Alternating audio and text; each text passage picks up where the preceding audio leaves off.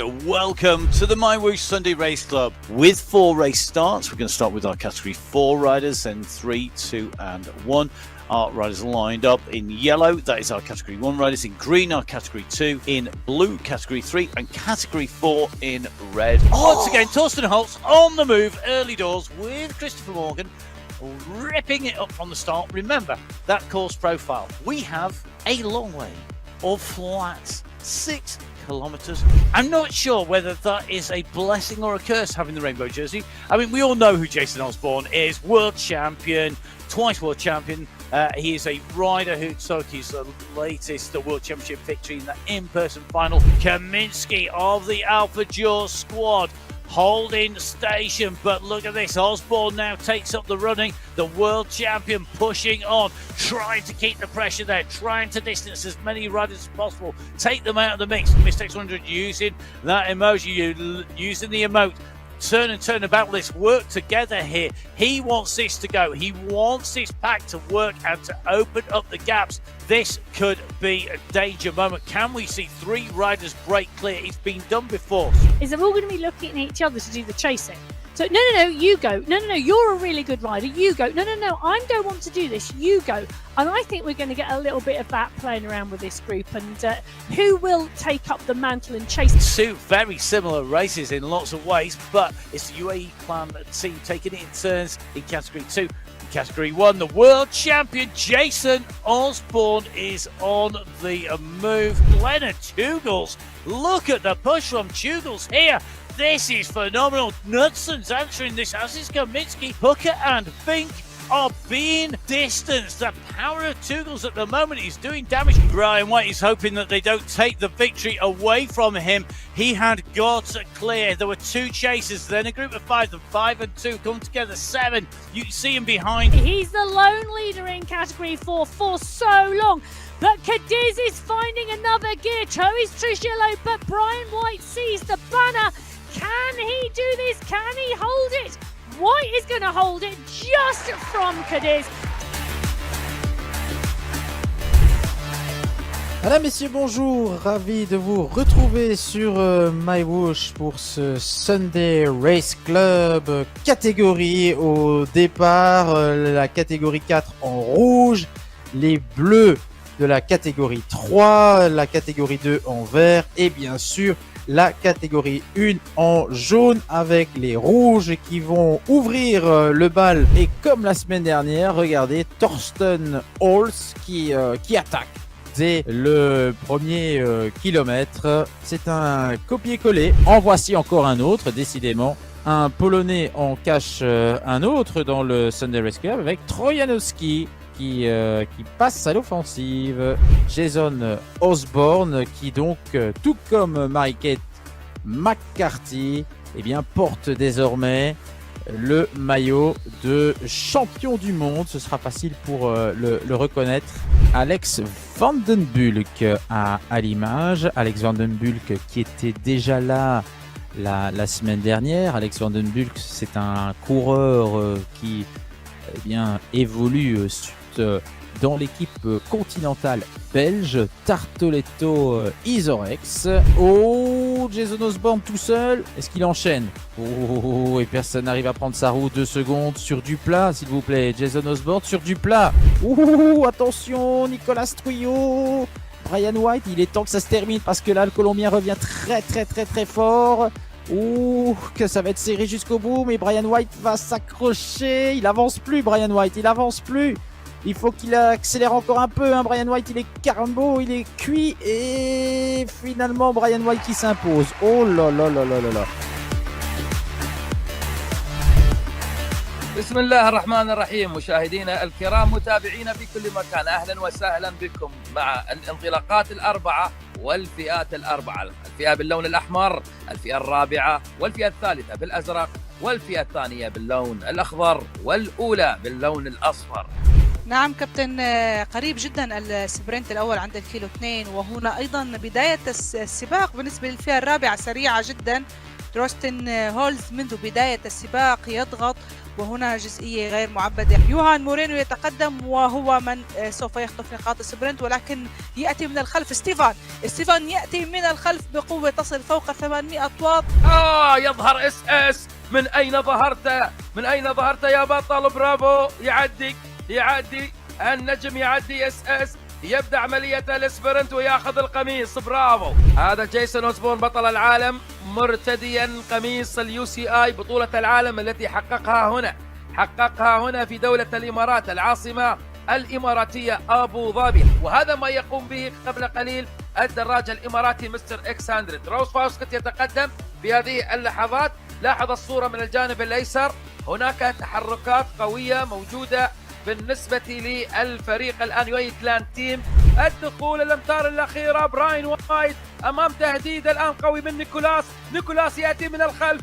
براين عليه أن يرفع السرعة. نيكولاس الآن، ودانييل ونيكولاس الآن الوصول. براين وايت في اللحظة الأخيرة.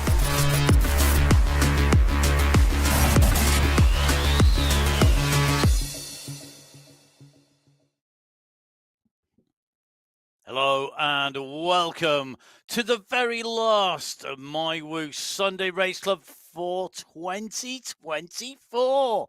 It's our monthly final for December. My name's Matt Payne. I'm here in the studio with Emma Martin. Emma, the last race of 2024, the men's final. We've just seen an astounding women's race, absolutely mind-blowingly exciting, full of drama, full of amazing performances on what is essentially the same course as the men with the same finish. Oh, indeed, the women's race, and there will be no spoilers today. You just have to see it.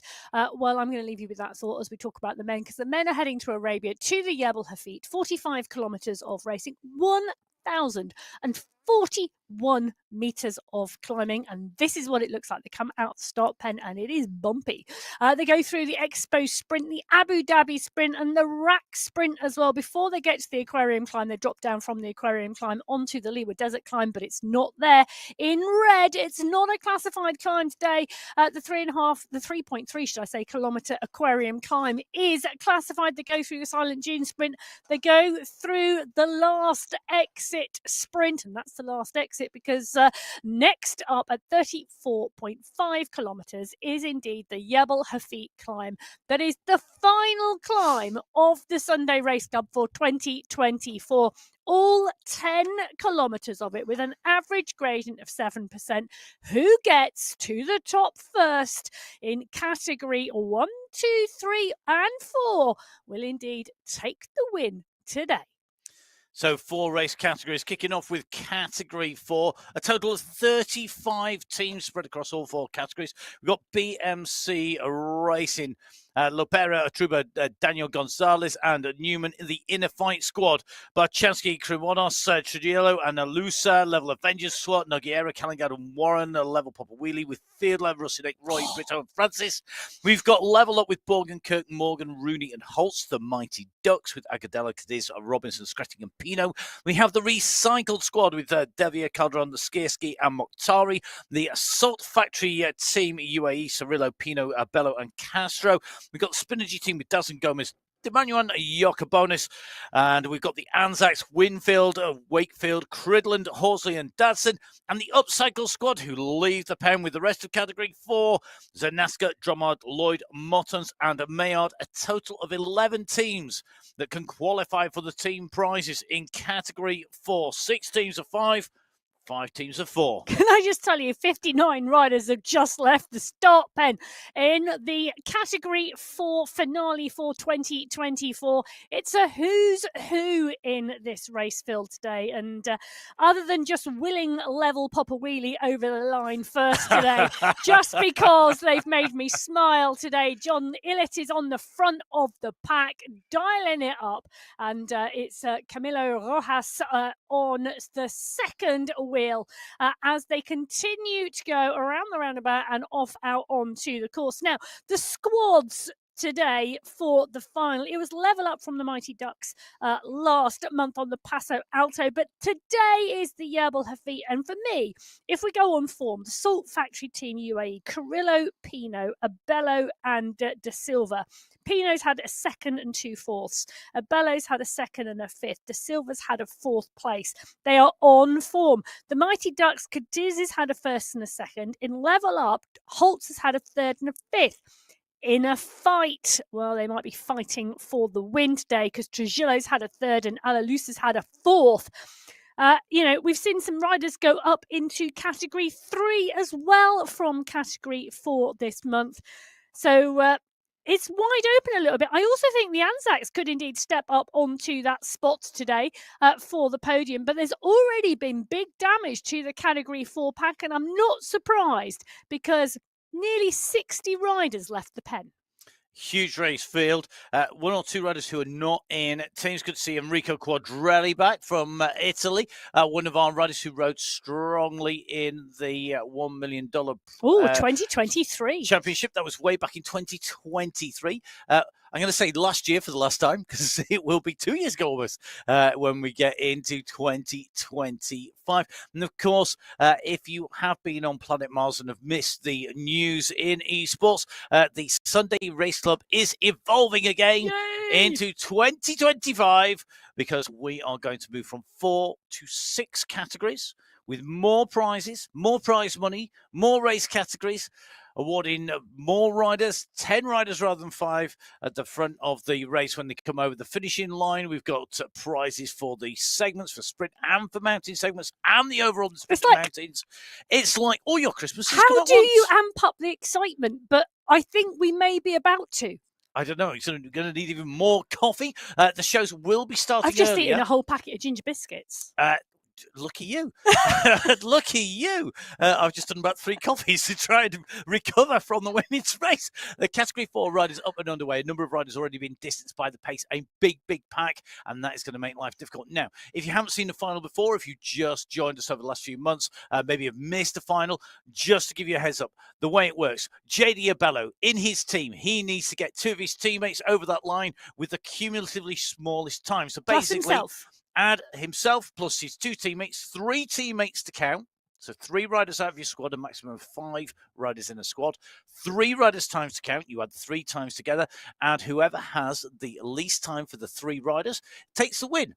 It is that straightforward. At the moment, there are 5 prizes for the individual riders and 5 prizes for the team riders in our finals. When we move to 2025, we will have 17 prizes up for grabs in each of our race categories and 10 prizes in each of our individual categories. The team prizes available in the finals, the individual prizes in all of the races. Well, Category 3, the teams are on the screen. They are indeed. Let's see if we can get through these before we start the race. Anzacs, Valencia, Marin, Bristolin and Brook. The Aotearoa Alliance, Goodall, East, Scolarian, Edwards, Colombian Andean, Bulgarian, Arroyo, Caro, Vallejo and Paredes. We've got the Gold Grabbers, Tidholm, Angarita, Kalman, Kochikov and Van Wellingham. We've got the Level Racing Squad, which is West, Rushmore, Rimburg, Hagland and Solly. We've got Ride Club Finland. Now, they're not going to have enough riders to qualify, but they've got definitely deserve a mention, which is Gron and Tuomi. We've got Take That with Oya, Ridley, Kansara and Karlstrom. What's up next with Godzari, Wanyas, Assur, Orego and Clays. And the ZTBR squad of Elos Moreno, Guarin Batty and Kirchner. We have 5 teams of 5, 3 teams of 3, 8 teams in total. Time to go racing in Category 3. Well, 46 riders leave start pens in the blue jerseys. The big push is on the front from Johan Moreno. Alex West is up there as well as Robert Edwards. Hagland and Tidholm Ridley is there as well as Van Velligum. No surprises. Who's near the front pushing on? For me, this is going to be one of the closest race fields. It was last month on the Paso Alto. 4 seconds separated the top 4 riders, which put the team competition really, really close. ZTBR took it from Take That by 53 seconds on the Paso Alto in Category 3 last month. I think this is going to be another close one. For me, ZTBR are still on form. Kirchner's had a second, Guarin's had a 4th, Moreno's had a 5th. Take that though, Karlstrom has been riding so strongly, and for me it's about what can he do today and how can his team back him up, because he's had 2 firsts, a third and a fourth. He is really on form. The gold grabbers I think will be up there, because Angarita's had a first place, Van Vellegam's had a third and a fifth, and Otero Alliance, well, they've been packing tightly, because Goodall's had a fourth, East has had a fifth, and Edwards has had a fifth. So I think on the form that we've seen so far this month, it could be 4 teams in the mix. It's so close, isn't it, between these? When you get the podium riders spread between these teams, it makes such a difference here. Already seeing riders being distanced out of Category 3. We saw it in Category 4. A fast start. It's not flat by any stretch of the imagination. You've got these big dips on the way through to the Expo Sprint, a couple of big dips on the way to the Abu Dhabi Sprint, one after the Aquarium climb as well. Really, really a tough start. Tom Walker's making the most of this. He's trying to break this up. He's been chased by Marvin Ingarita and Golden Boy himself, Eric Rimborg, with Polgarin, Godzari, Caro, West, Batty. I mean, it's a who's who here of esports racers chasing here. And Walker does not want to make this easy from the word go. Well, he's not part and parcel of a team. He's an individual rider. So interesting to see what he can do and how much he can really mess with everybody else. Matthias Kalman there, the bike shining and glistening behind him. But part and parcel of this. Paying close attention at the moment. It's a strong pace at the moment coming out of the pen here in Category 3. The gradient is positive. On one of the climbs at the moment, it's small, it's sharp. It's 3.5% at the moment as they continue to push on up it. Kalman paying close attention to what's going on, but the pack, I love it. They just look like they're dancing together. They do, and I have to say, Matthias Kalman looked very cool, calm and collected. To see they're going uphill at 35 kilometers an hour, absolutely motoring in a big pack. And you need to be in this group. There are riders that have been distanced. They won't see this group again. Walker on the front, still holding that gap. This pack round the roundabout, got a little bit of a drop down to do, and then they're going to be heading out and through. Emma, in terms of Category 3 riders, is there any one particular one that you would say suits a long climb? Just one rider for whom a long climb, this is just like the best thing ever. Suits a long I've got a climb. name in my head for who I might be suggesting. Really? And who are you going to suggest? It's going to be Niall Batty. Ooh. Because I think he will go well on the Jebel Hafid today. Well, I agree. And you know what? Batty is one of those riders who is a little bit on the cusp, should I say. He goes up to Category 2, he comes back down to Category 3. You are right about the climbing. For me, Batty's got to get to the climb in a good, strong position. Henry Yeast, I think, could go well. He's had top 5s. He's had a 5th place this month, where he's on our screen at the moment. You can see the shot there. It's dark outside. And I don't think that's because it's morning. I think that's because it's evening. Indeed, Henry East, although that is the South African flag, living in New Zealand, so some way ahead, which means, of course, he'll hit 25 in front of us. Johan Moreno, the man that we saw go out of the pen on the road at the moment, he's had a 2nd place on the Jebel Hafid, if I remember rightly, this year. I think probably early on in the year it was, but definitely a rider that goes well on the big climbs. Will he be able to hold on and take that? Not always right up at the front of the racing, but we will have to see how he goes because he is a very strong rider. Moreno, part of the original Italian Espresso squad, if you go back through the years, if at the end of the year is the time for looking back. Well, I can tell you, the men have been, this is the 4th time this year the men have done a final on the Jebel Hafid. Wow. Their March final, 2024, Turek in Category 1 took it in an hour and 15. That was the fastest time. In August, it was in the final, and Osborne, Category 1, set the fastest time at 1 hour 14. And then it was the October final as well, and it was Osborne again who took the win then in an hour and 14. However, it was the same course on the 31st of December 2023 that saw us out in the men's race as it's seeing us out in the men's race this year. It's seen us and it saw us out in the women's race as well. Fantastic to see Johan Moreno on our screens, that Colombian flag in the background behind us. Just been scrolling through. I think it's the March finals where we saw Johan Moreno take a second place. He has had wins in the Sunday race club before as well. Strong rider. You know, he's a regular rider up in the top. Yeah, can top I tell 10. you? Moreno took second place by 0.03 of a second in the March final from Messer, who we haven't seen Messer ride a lot recently, actually. But he took the win that day in an hour and 26.03 of a second ahead of Johan Moreno. So we'll see whether Johan Moreno can repeat that. He's just chasing with that group. The riders in front. Remember, Category 3 setting off 5 minutes behind Category 4. It's 10 minutes between Category 3 and Category 2 race starting, so a little while yet. However, in with Category 4, and we are on this a little bit of a riser up to the roundabout. This is one of those little rises that will test our riders at 8K. The next segment is actually a sprint segment. That's the Abu Dhabi sprint segment, 9 to 9.3 kilometers, so 300 meters. They're a K out from that at the moment, and they're going to come round this roundabout, finish this rise, and then it levels out, it flattens off, but this climb has seen 2 more riders minimum. In fact, I think there's 3 more riders distance from this group, and there is a gap starting to form as well, a little bit further back in the pack, so you can't afford to let a gap go. If this group goes clear, there's a lot of flat sections where a big group will be able to motor, and they'll use that draft to their advantage compared to a solo or a small group behind. And this is a testing start in the men's race, because the additional 10 kilometres from the men's race to the women's race is at the front of the race. And it really is this rolling start for around the first 8 or 9 kilometres that really makes the difference here. In the women's, no spoilers in the women's race, we're not going to talk about the women's race, but it's a different type of start. And it's doing different, it's changing the groups. So this pack, take a look on the bottom right-hand corner of your screen. It really gives you a clear showing of what is going on in this men's pack. And it is splitting and disintegrating. The question is, can they bring it back together again? You can see on the top right-hand corner, it's flat, flat, flat at the moment. And this is an opportunity for it to regroup. But that depends on what the riders allow to happen. And I say allow to happen because, of course, the strategy and tactics come into play. And do not think that the teams have not discussed technique, tactic, and strategy, because I can guarantee you they will have a plan.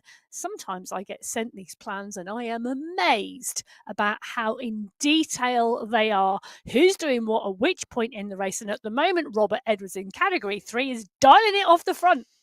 He is indeed. He's gone clear on the front. He's broken clear. I think the Category 3 riders would dearly like to break up their race, but they are going to do so in groups because it has split. They're going through the first of our sprints in Category 4, Category 3 on the Big Dipper climb. Category 2 about to take to a race start. It's going to be time for them to head out onto the rows. 10 teams, 7 of 5. 3 of 3. The Abu Dhabi team, Winfield, Newkey, Bjorkland, Buster, Alan Young. We've got Abu Dhabi team 2, Stozinski, Danis and Fell. We have got the GOAT squad, Kayan, Bjarhead and Kayan, Milostic and Havos, Burke and Kayan. We have got the MDFPS squad, Nico, Gombe, Elami, Skierski and Keradine. The Smarties squad represented by Bangston, Theme, Betty, Ritter and Walter. The Hitmen squad, that is Krasnik, Simmons, Graves, Fawcett and Koistonen. We have got the Wattage Warlocks and the Wattage Warriors. The Warlocks with Quintero, Bendetti, Mendakowicz, Tranjansky and Van He. The Warriors with Howeiler, Dan, Bruin, Met and Wozniak. The race are Morel, Bitko, Fendricks and Patterson. And do not forget, we have, of course, got the UAE clan team, Mr. X100, Pablo Popovic and SS out and racing, taking on the racing here today in our monthly finals in Category 2. The riders away 45 kilometers away, over 1,000 meters of climbing. A tough day at the office for our riders. An exciting day for us. Will this see riders being distanced very quickly, which is what we've seen in Category 4 and 3? 56 riders leading the start pen in Category 2. And what can I say? But the team competition could be anybody's. The MDFPS were the squad who took the win last month from the MyWhoosh Werewolves. But I'm going to talk about form at the moment. The Wattage Warlocks. Mendakowicz has had a third and a fourth. Trojanowski's had a fourth. Van He's had a first and a second. That's a squad to watch for today. The Abu Dhabi team, Nuki's had a fifth. Budsters had 2 first places. They are going to be rolling fast today because they've got Winfield, Bjorklund and Allenjong as well in the mix. The Smarties squad, Anders Bengtson's had a fifth. Christoph Themes had a second. Betty Ritter and Walter, we know, are strong and can do the backup work. The Hitmen, Grazer's had a second place. The rest of the squad have not podiumed this month, which is quite surprising because Krasnich, Simmons, Fawcett and Coinston are a squad to be watched. And then, of course, there's the UAE clan team. X100's had a third and a fifth, but can Popovic and SS back him up? I am not sure. I think we're going to see the Wattage Warlocks, the Smarties and the Abu Dhabi team battling this one out. And remember, we do have a few runners who are not in teams or in teams that are too small to count for the team competition because it is 3 riders to count. Watch out for Ryan Dummer of the Otero Alliance. Watch out for UAE Falcons, Zaid Hamden. What's us, Christian Montoya. Kisnowski, Demian Kisnowski not in a squad. Nathan Guerra the same. Josh Velez, Stemmen and Hernandez also not in teams. They're able to use their own tactics and just think about themselves. But with those prizes in the team competition, with the strength of riders and that big climb at the end, will it be Giselle Betty's day, a rider who we know can climb? Well, I know, and the mountain bike in the background showing who's been where outside and doing what. But at the moment, he's doing the business indoors, part and parcel of this bunch. And at the moment, well, it's Pierre Fell on the front, Olivier Simmons, Nathan Guerra, all pushing on, and a big kick coming at the moment early on in the race. It's a huge pack. They do not want to let it be. They want to get this race moving, even though it's 45 kilometers of racing and it's going to be around an hour and 20. But Guerra and SS, Pierre Fell and Olivier Simmons, they're doing the business on the front. And category 2, notorious for breaking the racing up, for having really hard racing. Look at this, Olivier Simmons. Come on. He wants this gap to go now. Fell, Guerra and Simmons are clear. Josh SS Winfield behind. SS likely to be leading the chase. I've just seen someone wants a kilo come out of SS. He would love to be in this break. He knows the danger. Olivier Simmons, one of the incredibly strong riders in category 2. Guerra aggressive, racing hard with Fell here. Winfield behind. Josh Brood. SS John Broom was racing last night, if I remember rightly. Yeah, it was indeed, and great to see. Pierre Fell really getting into the mix here and really responding to Simmons' call for help. Guerra now on the front of the group. The 3 of them now working together. 3 seconds the gap back to the pack. SS going on to the front of the group, and actually he sat up. Interesting move from SS. Not what you would expect necessarily, but I think he's playing that team game. We know he loves to take to the start and to rip the racing up. Well, we'll see if which of our category 1 teams are going to do the same. The Abus Esports team, one of 3 teams of 4. There are 3 teams of 5 and 6 teams in total. Abus Esports, Paradines, Tugels, Dont, and Van Els. The Alpha Jaws squad, Churek, Talbot, Vajasin, Kaminsky, and Jones. The Boss Moves only, one of the best names ever. That is Osborne, Knudsen, Vic, and Savrasedi. We've got the Farm Watch squad, Andreas, Unpucker, Noran, Plato, and Nair. The Terrific Trio, which is 4 riders, so well done, lads, can't count. That's Rainer Kroll, Melostix, and Shuren. And the Venga Boys, Jakobs, Martins, Demon, Panitza, and Mare. Will the Terrific Trio plus D'Artagnan, the 3 Musketeers plus 1, be able to take on the rest of the teams? We're going to find out. It is category 1, the very last race start of 2024 on the MyWhoosh Sunday Race Club is away. Our riders are racing. It's time to see who can take the very last victory of 2024 on the Sunday Race Club here on MyWhoosh with me, Matt Payne, and Emma Martin. Well, it's going to be interesting to see. I'm going to go back to and start off with that team competition because me, for one, having looked at the results over the month, want to know who the boss is in Boss Moves Only. Because Jason Osborne, Yes. you could say he was the Oh, boss. come on, surely. He's had 3 first places, world champion. He's earned it. Michael Nelson has had a 5th place. He's been on the podium. Michael Vink, he's had a 1st and 2 seconds. And Safra Zaidi's had a 5th. Well, whoever is supporting the boss, he's got a lot of support behind him. The Alpha Jaw squad, the Yasin's had a 4th and a 5th. Kaminsky's had a 2nd and a 3rd. And Jones has had 2 third places and a 4th. They are strong. Turek has won on this course before. He won on the March final. He was 2nd last December to Jason Osborne. He goes well on this course, does Daniel Turek. David Talbot, also part of that Alpha Jaw squad. Paradeans has had a 2nd. Leonard Tugels, a 3rd place and a 4th place. The Abus Esports squad could go strong, Really, really interesting to see. Farm Watts, Hayden Pucker has really resurgent in his form, a 4th and a 5th this month. Andreasen, Noren, Plantro and Nair, never to be discounted. But for me, this is a battle between Alpha Jaw and Boss Moves Only. That's a big prediction. Because today's the day for big predictions. It's the last race of the year. It is. I think. Mikhail Kaminsky's with me as well. I've just seen 7 watts per kilo. Yes.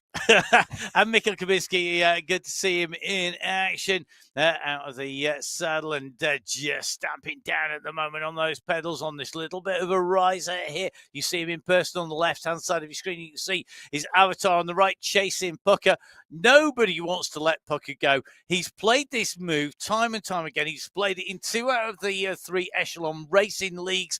He has decided, do you know what? I might have one of the biggest sprints and the big power numbers, but I'm going to make the racing hard from the gun, and I'm going to see who follows, because that is a tactic that works for me and has done recently, and everybody is aware of it. You can see the world champion, Jason Osborne, resplendent in his rainbow stripes across the white jersey, tucked in. He's not going to let Pucker go anywhere. He knows the danger. He's raced against him in person in the finals in Abu Dhabi. Well, Pucker raced the Echelon Racing League yesterday and took the win there from Zach Nair. They broke clear on lap 1 and stayed clear until Pucker attacked Nair in the latter stages of the race to take the win. Really, really strong riding from Hayden Pucker yesterday.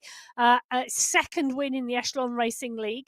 He's had 2 first places and a 2nd, so topping the league and series standings. Hayden Pucker in that Echelon Racing League here on the Sunday Race Club. He's been backing it up as well with the 4th and 5th place this month, wanting always to make the action. He really is an active rider and an active racer. He's a rider as well that I think races to a large degree with his heart and his sleeve. He gives it absolutely everything. I thought it was very interesting to see.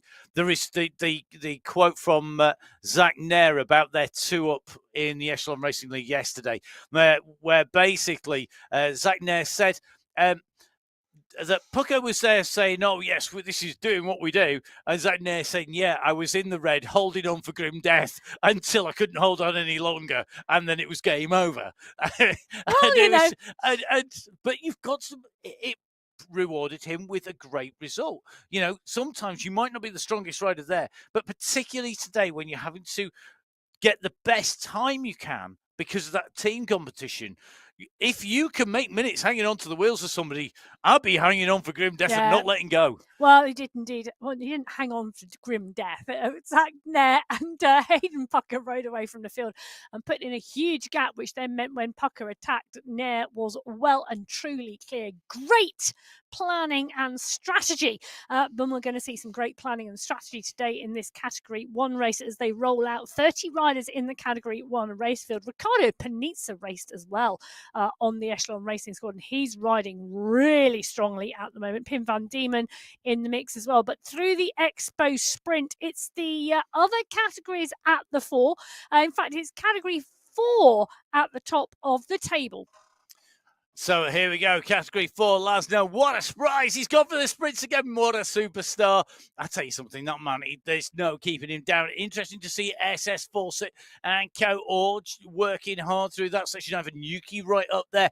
Is today the day Ivan Yuki shows us we know that he rides up the Yebel her feet strong. He's in the top 10 there on that sprint. Let's see how that progresses. Remember, all of these results are live. They are absolutely live and coming to you as we go out on air on the YouTube channel, on MyWhoosh YouTube and on Twitch TV.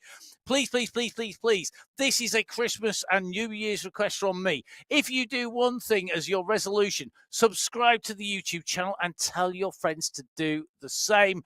Give MyWhoosh a follow on social media along with @biking_Emma and @ManFixAPain. We love to hear from you. We love to get to know what you guys get up to. We love to follow you back. And of course, if you're on the YouTube channel, you can be notified whenever we go live. Next week, it will be the start of the new show. So it will be one big show from start to finish. It will do indeed. And I'll tell you something. I've just been scrolling through the results of the sprint. Here we go. We're a Category 1. Oh, are these results right? We're a Category 1. Did you not think they'd gone through? Where are Category 1? Well, I can tell you where Category 1 Where is Category 1? Ruben Don, the fastest rider through the sprint, 116th. What? The rest of the pack, 140 something. Get in Category 1. Category 1, taking it chill. Professional racing. Take it easy for the first hour or two and Like then a go song. like a loon. I feel like a song. Oh, well, no, I tell you what, let's go to the racing. We want more viewers, not less. Sorry, if anyone's heard Emma sing, it is true. Category 4, top right-hand side of the screen. Good job, you can't see the look I'm getting over the studio at this moment in time. My singing is no better, I assure you. Category 4 at the moment, going on the Aquarium climb at 18.1k. They're about halfway up. They've got to get to 19.7k to reach the summit. Category 3, who started 5 minutes behind, 15.2k along at the moment. Nicholas Hadland clear of Ivo Shure and Co. 8 seconds at the moment, but not yet into the climb. He's got a little way to go yet before he hits that climb. Yeah, and it's really interesting to see what's going on the Aquarium climb in Category 4 because it is split to pieces. Christopher Morgan, Daniel Cadiz and Torsten Holtz are 3 riders going clear. Nicholas Trujillo is the rider chasing with Francis Pino, JD Abello, Juan Lepera is in there as well. And the work they are having to do because the 3 riders pushing on is splitting what was such a large group at the bottom. So 3 riders clear, 1 rider chasing, then we've got a gap, and then we've got a group, and then we've got a gap, and then we've got a group. It is absolutely all happening in the Category 4 race, 18.5 kilometres into this race. Morgan, Cadiz and Holt are 4 seconds clear. We've got a chase group now as Francis Pino joins the gang. SS sat comfortably out front as well, in Category 2. Just backing off the pace now. I think they've gone through at 9.6 kilometres. They've gone through one of the sprints. SS setting a fast pace through there. In fact, yep, it has indeed through the Abu Dhabi sprint. SS sitting in 4th place at the moment in that sprint. And now backing off the pace and letting the group come back to him. Interesting with a 7-second gap. The problem is he's so fast to go. What I'm sure he would have loved to pull 3 or 4 riders with him, really, because that then makes everybody chase. At the moment, you just see 1s and 2s go. The effervescent Olivier Simmons, Olivier Bigley Simmons on the move. You thought I'd forgotten, I haven't. He's on his way. It's a Bigley move from a Bigley rider, heading off after the riders in front. Ivan Yuki. Absolutely class on wheels. This man out of the saddle in the Abu Dhabi Cycling Club shorts there. Just kicking over the pedals there, making sure that he's in the right place. You can see this climb and Yuki out of the saddle. His avatar right at the front of this pack, chasing down those leaders. This is putting the hurt on behind. There's going to be people absolutely screaming behind. Well, it's a 10% kicker and it really is kicking. Bjorkman, Van Hee, Bengston, Josh, New Nuki all in the mix here, chasing Simmons and SS and Simmons are 3 seconds clear at the moment. Jakob Bjorklund is the rider, trying to close the gap down and get back onto the wheel as they go down over the other side. The pace is picking up. The pack are going to run into the back of them. They are all going to come together. I predict, well, I don't know what else I might predict today, but we're going to see what happens. We are indeed. It teach me to reach for a coffee at the wrong moment there. It started at the start of all of a sudden. It exploded on the hillside. My coffee went flying. Jakob Bjorklund now going to make his way onto the wheels of SS here, and Simmons as they go rolling along. 10.9k, going to hit 11k, which is the start of the RAK sprint. In case you missed the news, sprints will have prizes for 2025. So each sprint will have a prize for the fastest riders through there in each category. Really important that the riders know it's going to be really shake the racing up, and lots of debate, loving the debate about whether or not you will find that it changes the racing, whether some people will just target them, whether people will have to stay in big bunches to have the speed to be able to take the fastest time, and how that's going to be mixed up. What I absolutely love is the fact it's got everybody talking about it. It has indeed. And SS is doing the talking with his legs at the moment. That was a phenomenal sprint effort through there. Not setting the fastest time, if you can believe it. Well, I can believe it because I can see it on the screen in front of me. But SS setting a phenomenal time through there. Olivier Simmons, Cam Winfield. What's a gap now? SS and Simmons can make a choice here to push on and to go a little bit early before they go into the base of the Aquarium climb. They've still got around 5k. They both did the turn about at the same time there. And I tell you something, there's a really good reason, because they've got Cam Winfield and Jakob Bjorklund on their wheels. So the four of these riders really class with a 9-second gap. These guys could go clear, and if they can go clear and stay cleared into the Aquarium sprint, they are all four strong riders. Come on. 4 riders, make it hard, make it happen. This is a great way to go. You've got the strength. They are 4 amazing riders. They've got the chance. You can't hesitate. You've got to go quick. And behind, look at this. They are not responding strongly enough, I think, to pull them back straight away. Well, Winfield and Bjorklund are teammates on the Abu Dhabi team. Nuki, Buster and Alan Jung are the other riders on that squad. And it could well be a team strategy here to put Winfield and Bjorklund down the road and to see what happens if they continue to push. And Winfield is known for his sprint. He's known for his strength. I mean, he's a great mountain biker, so he can climb. He's been on the road all summer in Italy. He's been on the road all summer in Italy. So a great rider to send down the road, a good ruler, a good all-round rider. And yet you've got some great climbers in that we know can climb. So great team tactics. Now, let's dive back into Category 1, who are out for the Sunday Club Run with the coffee in hand at the moment, strolling along through the sprint here at 9k. That's 4 Category 1 riders, of course. Mere mortals would be struggling, breathing out of their ears, trying to stay with them as their legs and lungs explode. Do you know but what for I'm Category loving? 1, they're just having a nice roll. Can I just say, I am loving Ruben Dont. Ruben Dont from the Airbus Esports squad. Green skin suit has just casually moved from the back of the group to the front of the group. I don't think he's gone over 4 watts per kilo, wanting to ensure he continues to take and wear the green skin suit and doing it in style. And that's going to be rewarded. When we come to this, what I love about this big shake-up that's come, you can hear all about it on the Inside the Ride podcast, because it shakes up. There he is. Normally, this is just a snapshot. It gives us something to look at, to give us an idea of who's racing, who's all he to did. go to the sprint. He just rolled. That was just super smart. Rolled from the back of the group to the front, set the fastest time, and utilised the draft. Ka-ching. Perfect. Brilliant. Love it. Absolutely. Well done, Mr. Don. Move so far of the day. Just smart riding. And it always shows. And that's one of the great things that we can see on MyWhoosh, on the Sunday Race Club, is we get to see this across all of our race categories, whether it's category 1, 2, 3, or 4, or 5 and 6 next year. I'm getting in early. I'm getting my practice in, so I don't make the mistake of just saying 4 next week. And you know what? What you're learning, and Don is showing you absolutely beautifully, is technique in action. Yeah, you can see that on all of our race categories. You see it perfectly. You can train by watching racing. If watching racing was the best form of training, I didn't say it was the best form of training. I would be a world champion. Unfortunately, I said it was a form of training because it's teaching and training you race techniques and seeing them in action. It's always great to watch what other people do and how they execute the technique and plan, and then you can try it out for yourself and learn what works for you. And you see it across all disciplines in cycle sport. Remember, of course, MyWhoosh, the partner with the UCI for esports, for cycling esports for 2024, 25 and 26.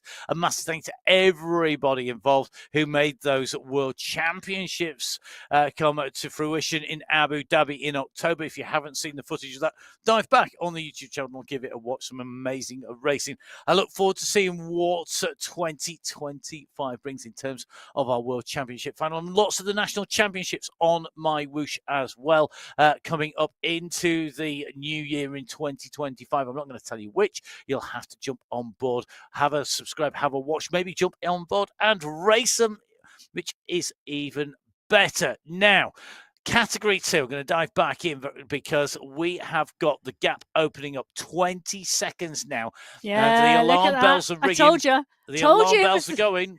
It was 4 not to let go, I'll tell you, because those 4 working together, particularly with Winfield and Bjorklund, Simmons and SS, class squad of 4 riders away. And one rider just trying to go across, Samuel Josh of Canada. He's the rider who's on his way up the road. I think that's the best use for a washing machine I've ever seen. I would have thought it would be washing your skin suit after a Sunday race, but I have to say that's quite. I love the fact that the wheels hook into the door of the washing machine. Go back to the racing. Samuel Josh just trying to go across here. He needs more riders to go. He can't go solo. The problem is 20 seconds. It's too big. He's at 5 watts per kilo. The problem is the riders in front are they've gone for this and they've committed. And committing means that they are pushing at 6-7 watts per kilo. They are really stamping on the pedals to go over this bump here. They're continuing to break that gap open. And Samuel Josh, I mean, we saw Walter there, in front of the washing machine, looking pretty cool and not bothered. He's waiting and he's going to wait. And his tactic, he's made his decision, which is I'm going to sit in the bunch. I'm not going to chase this down. Will it be the right one? I think that's where I would be, is sitting in that bunch. Matthias Vanhee, quick sprint over the top here, just wanting to pick the pace up. He sees Josh down the road. I think Vanhee, for me, is another rider who needs this to be hard all the way. Well, the Wattage Warlocks as well, Vanhee's squad are a really, really strong squad. And one I think are going to be in the mix today.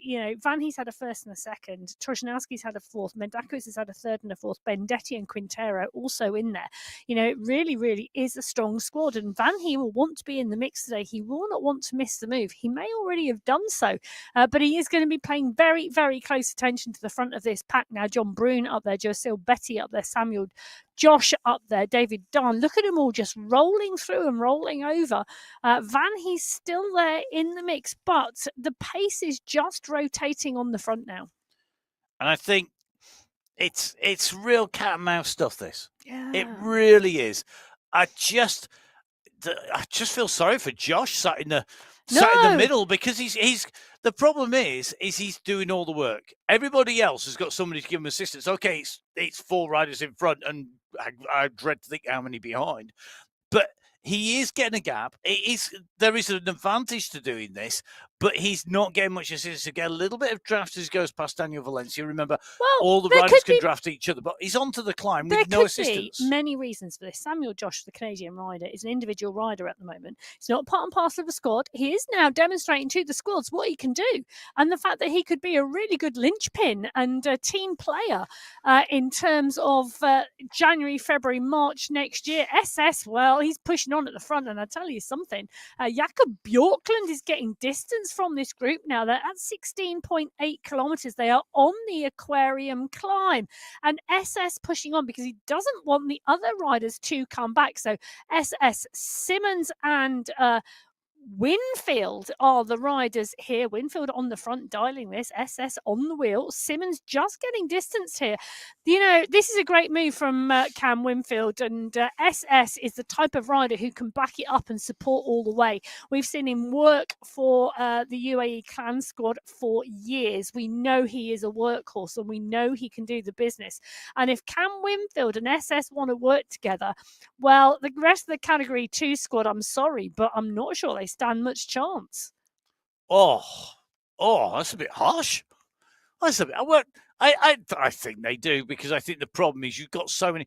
One of the great things about the way that Sunday Race Club is developed is there are so many riders prepared to have a go, and there's always somebody ready to chase. There's always somebody strong enough to chase somebody down, and it does mean that it always seems to come down to the last minute. We're seeing more and more close races at the end of the racing.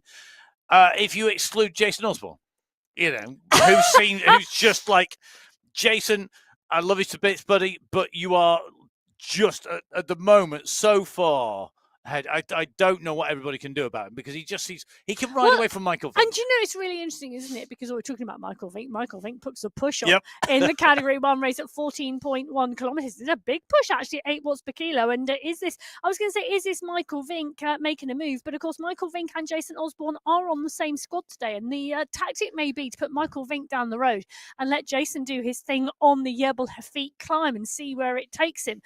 Because everyone might be watching. Well, I think maybe they're playing the game that everybody's watching Osborne and they're happy to let Vink go. But fabulous tactics from Boss Moves Only as they're sticking Michael Vink down the road. Jason Osborne coming to the front of the group.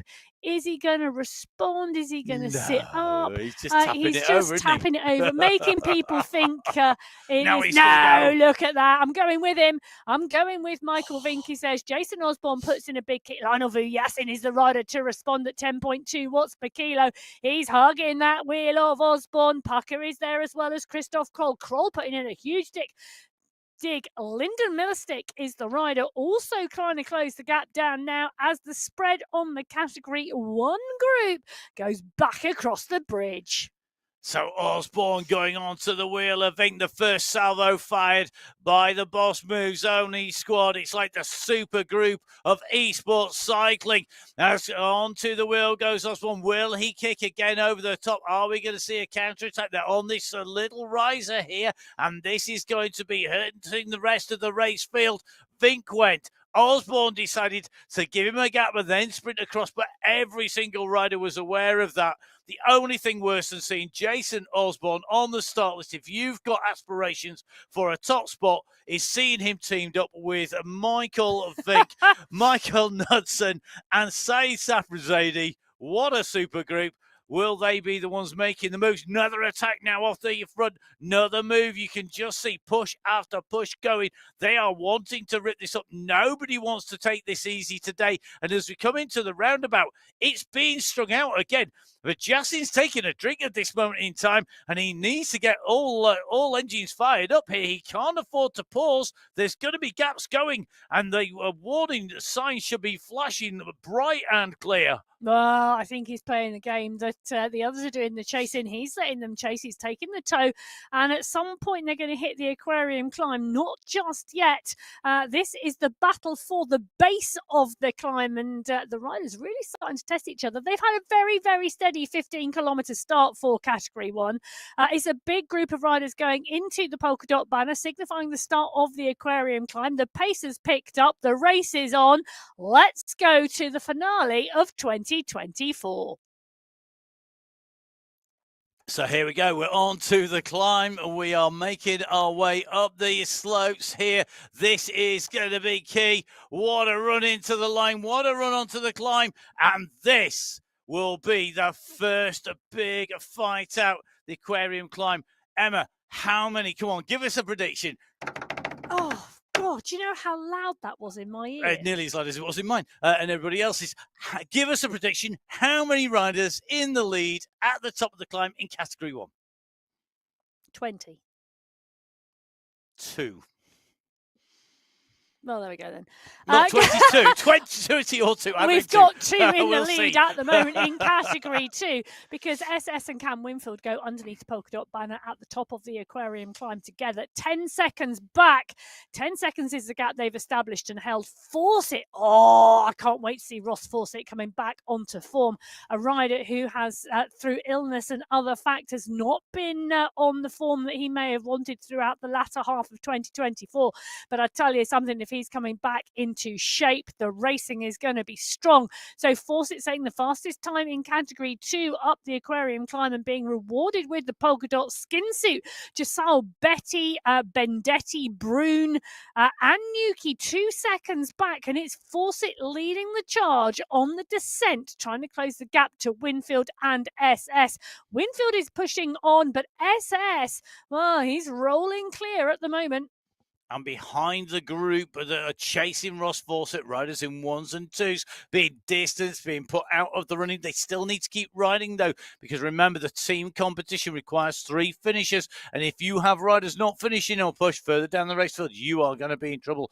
Really, really key to be in contention, to not lose the group, to try and stay as long as you can, and then to push to the finish. You don't want to know, there must be 32 riders in that chasing group. Well, I do want to know, but I think probably I wouldn't want to know if I was in that group. You know, like you just asked me how many riders will be at the top of category 1 when they get to the top of the Aquarium climb, and I said 20. Well, there's 34 riders still in contention in category 2. Bearing in mind, 56 riders were on the start sheets today in category 2, a huge race field, and the looking at this racing, really, really good. Ross Fawcett down the road at the moment in the polka dot skin suit. I think he's come onto the wheel of Cam Winfield. SS, they're just going around the corner and out of sight. They're not too far down the road, but the group haven't caught them yet. We will see what happens. Now, back in with category 1 at the front of the racing category 1 with Ollie Jones, line of adjusted Jasper Paradise, Michael Knudsen in here, Osborne, Toten in that World Champions jersey. The wind-up starting to come again, seeing Vink go into the red zone, seeing Vijacin and Paradise and Co all pushing 1s and 2s, being distanced off the back. Jones continuing to squeeze on here. Safrazadi's in the mix. This selection is being made here. We've seen riders out the back, and there could be a split going to happen here as the pressure is on the front. Vink and Osborne are winding this up. They are being answered each and every time, and I think we're going to see a group of about 6 or 7 at this stage of the climb, potentially breaking clear. Look at the gap that's opening. This is stretching. You can see that in the disc on the left-hand side of the screen on the radar view.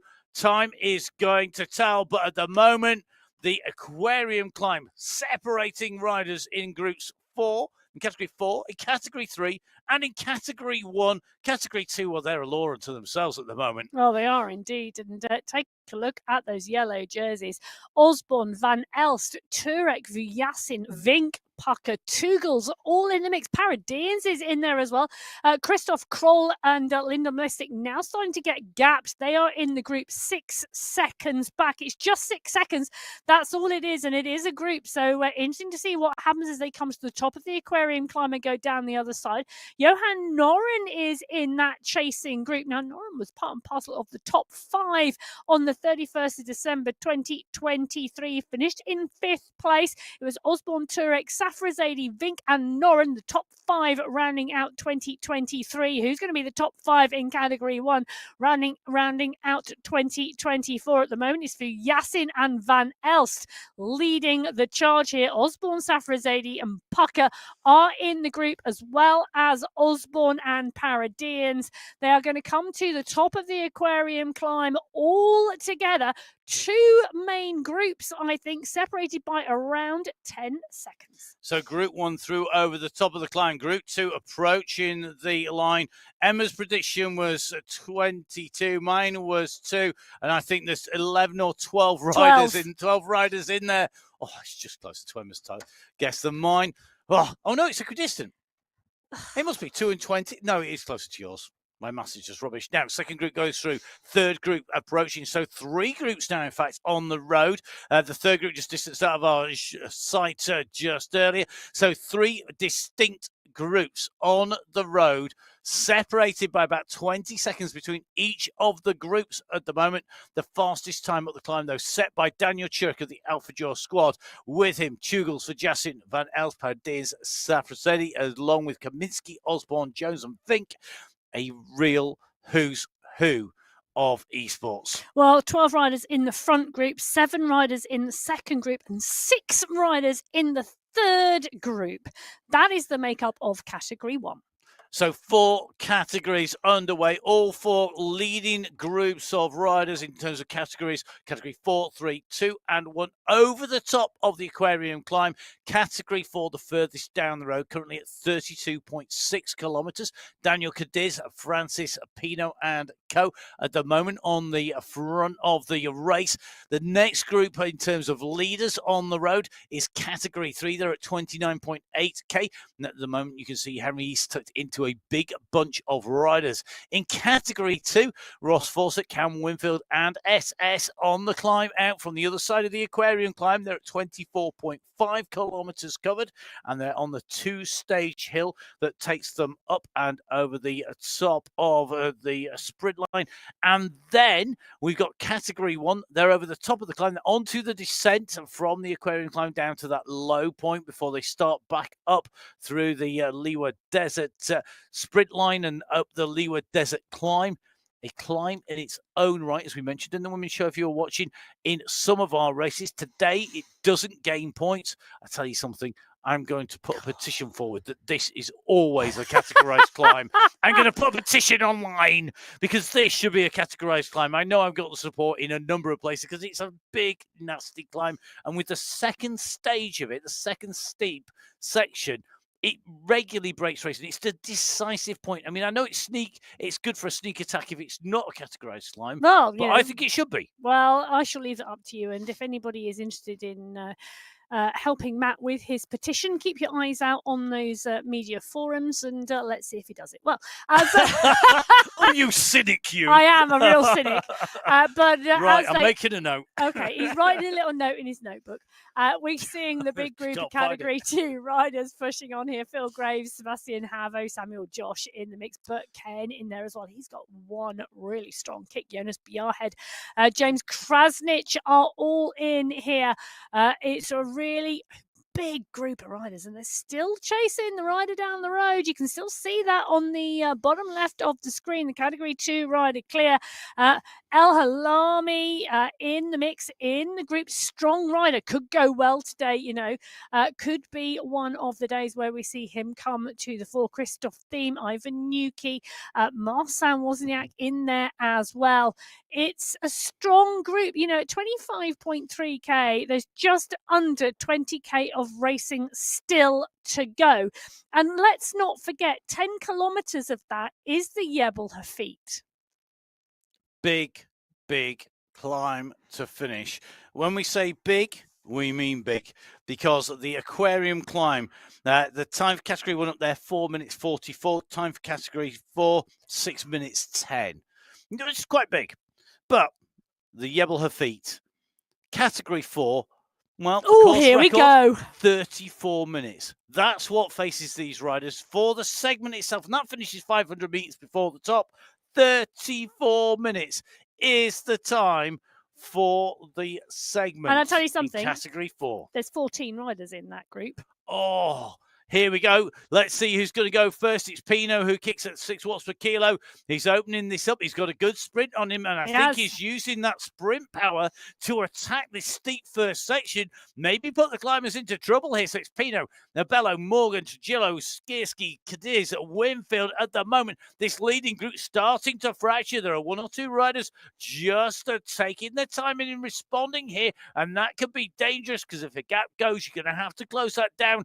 The red chevrons continue to go across the riders' names as they dig deep, closing down on Pino's wheel here. But if you're at the back of the group, you're in trouble here, and the gaps are opening. Riders are being dropped. Well, they are indeed. And Francis Pino is a rider on form at the moment. He's had 2nd and 2 4th places this month in the qualifiers. He's doing that 2nd place on the Tel Marib course. Really, really tricky. And it's great to see him on such good form. But the rider's now responding. JD Abello is also on on form and has been for the last 4 or 5 weeks. David Winfield is up there. Now, that is a name I would like to see come back to the top. Daniel Cadiz, well, he's at the front of the race at the moment. Christopher Morgan is on his wheel as they continue to push. This is a steep section at the moment. They're going to come onto a flatter part of the climb. This climb stepped in places, steep, then a recovery, steep, then a recovery. Other places on the climb are continual considered effort. Well, there's a considered effort at the moment off the front of the Category 2 pack. They are chasing SS, who is down the road. Ross Fawcett and Cam Winfield are with him. Those are the leading 3 riders. Fawcett closing the gap to Winfield and SS, and the 3 of them now looking like they're working really well together. Interesting chase coming here from Sebastian Hevel and Pierre Fell, both from France on different teams. They'll have on the GOAT squad. Fell on the Abu Dhabi squad. You've got Mendakowicz also helping to push this gap back down again. That big kick there just propelling the riders up to a higher pace, getting that momentum. Driving on a downhill gives you that speed, that pace. You can carry it onto one of the little flatter sections of the descent. It's going to be interesting to see what happens now. We're going to go down again. The gradient is increasing. You can see Marcin Wozniak on the left-hand side of your screen. You see his avatar on the right-hand side. He's tucked into the draft. They're dropping down towards the side of the Oasis here. They're coming in to the Silent Dune sprint section, but I think at the moment that focus on trying to pull back the riders in front. Meanwhile, in Category 1, attack on the front. Ollie Jones is on the climb. He's on the top of the Liwa Desert climb, the uncategorized climb that should be categorized. I know I'm boring. I'm going to stop talking about that in a minute. As Ollie Jones goes over the top of the climb, we've got Justin Montoya Osborne up here as well. Vink in here as well. Look at the damage it's doing behind. There are riders in trouble. Well, there are indeed, and the stretch is on here. Jones, Nelson, Van Els, Kaminsky, Tugels, Turek, Safra, Zaidi. The push is on, but they're coming to the top. The respite is coming now. Jones, perhaps, part and parcel of that Alpha Jaw squad, perhaps just testing the legs of everybody else and seeing how they're feeling. Ouch. That's how they're feeling. That's my prediction for the day. Their legs are feeling ouch, because that's what's going to be happening now. Now, another attack, another big push on the front. Vink as they come over the top, being followed by Osborne here. They're just driving it on at the moment, and Jones is going with them. The gap's open to Kaminsky. 3 riders start to go clear here. It's Vink, it's Osborne, it's Jones. They've opened up a gap. It's only a second or so. You can see the group coming behind. Leonard Tugels knows that he cannot let them go. 8 watts per kilo coming from Tugels on the descent. He's absolutely smashing those pedals around. He knows that he does not want to give these riders any ground at all. He knows the danger. They're at 26.6k. They've got to get to 34.5k before they hit the climb, which is where our Category 3 riders are at the moment. Category 3, on to the Yebelher feet. They are on the first steep section. They're going to go round this right-hand bend, and the Category 3 group is coming apart. Patrick Carlson, thanks for waving, Patrick. Quick wave back. He's doing a good job out of the saddle and waving with the finish flag behind him. Carlson looking very strong at the moment and sat nicely in this pack. Well, it is indeed, and you can see the work, and you can see the effort, and you can see the fan blowing. As much fan cooling as possible required, because Patrick Karlstrom, I tell you something, he's been absolutely on form this month, and he's probably going to want to really do a strong ride here. He's had 2 first places, a 3rd and a 4th as part and parcel of that Take That squad, and I tell you something, he really does want to take that from everybody else. But it's Ivo Sur on the front. Sure, on the front, Karlstrom has got history on this climb in the men's final back in October. He was second on here in Category 3. He really has to push, though, to stay with Shaw, who's opening up the gaps with Angarita. This is dangerous for the riders behind. Look at the focus. And Ivo Shaw really turning those pedals around. 96, 97 cadence at the moment. The revs per minute from Shaw at the moment would power the washing machines in people's paint case. He's going that fast. Could you imagine if that bike was wired to that machine? It would be Look fantastic. at the watts, they're huge. I know they are, and I'll tell you what, you could get a lot of work done with that wattage. But Ivo, Sir Lewis, Ridley, David Goodall, all pushing on here at the moment. The respite, just at the moment, allowing their heart rates to drop slightly. But Van Velligen, well, his heart rate's not dropping at all. It has just dropped from 81 to 80. But it's pushing on again now. Just a small respite as they come onto the back of some Category 4 racers on the climb at the moment. And this is the point where on the bottom left-hand corner of your screen, you can start to see the packs of racers integrate on the Jebel Hafit. Category 4, the first race field out of the start pen today, started 5 minutes before Category 3, who started 10 minutes before Category 2, who started 5 minutes before Category 1. So yes, 20 minutes separating Category 4 out of the start pen first to those Category 1 racers charging behind.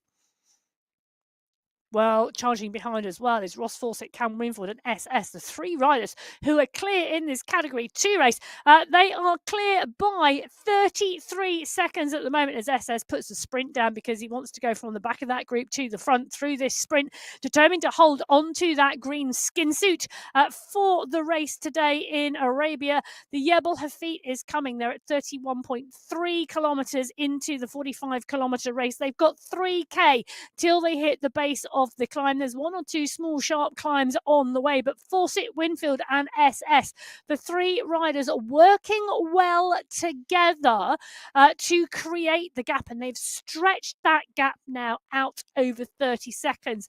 For me, this could be a winning move in Category 2.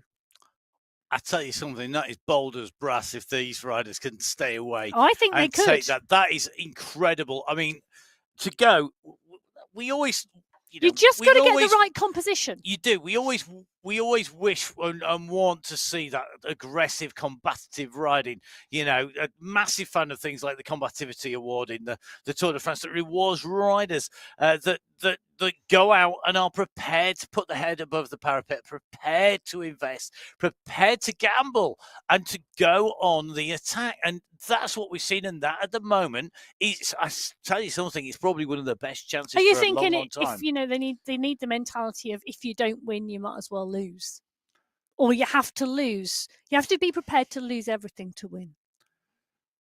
I'm going to sit on the fence on that one. I'm prepared to get splinters. Meanwhile, no sitting on the fence for the Category 1 riders.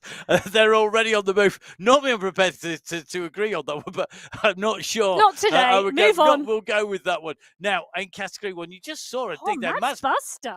Mads, mate, just interesting. Yeah, feeling it at the moment. He's a rider that's been right up there. He's had 2 first places in the qualifiers this month, and you know what? You can't be on top form every single week, all right the way through the month. And you need a break, you need a rest, you need to recover. Don't worry, Mads. Though there's always another bike race. Well, there is. Form is temporary. Class is permanent. Well, there you go. Class. And class at the moment in the Category 1 race. Actually, Bjorn Andreasen is looking like he's dropped off the group now. He has indeed. He's in the chase group. So Andreasen and Kroll are in the chase group behind, about 30 seconds behind this group. The riders in the group with Bjorn Andreasen, Mayer, Kroll, Plantero, and Andreasen. That's a good chase group of riders. Pucker is there as well.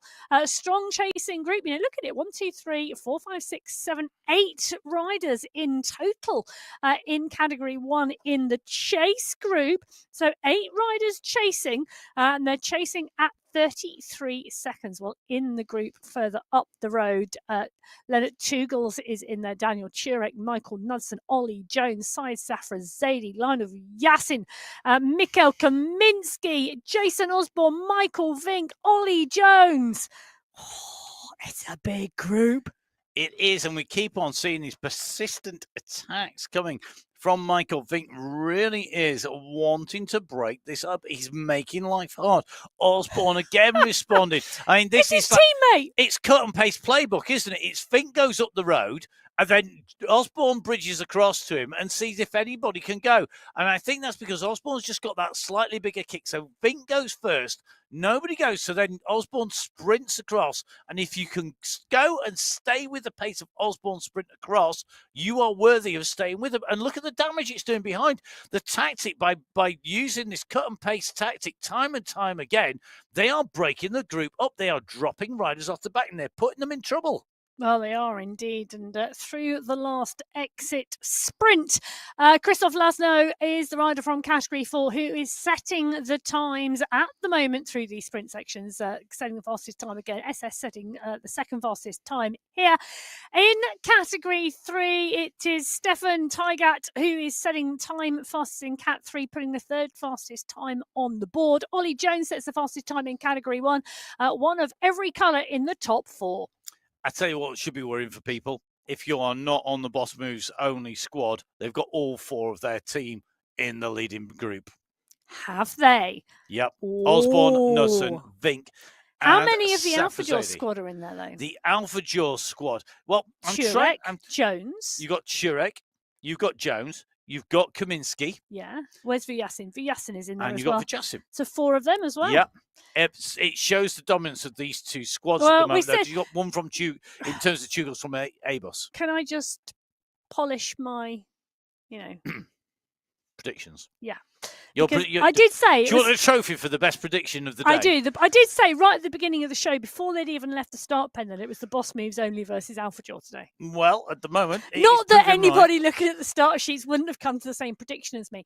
But through Yasin's, Tugels, Osborne, Safrazadi, Jones, Van Elst, Knudsen. Great to see Van Elst in there. Airbus Sport, I tell you what, are doing good. Yeah. They've got Tugels up here. They've got Van Elst up here.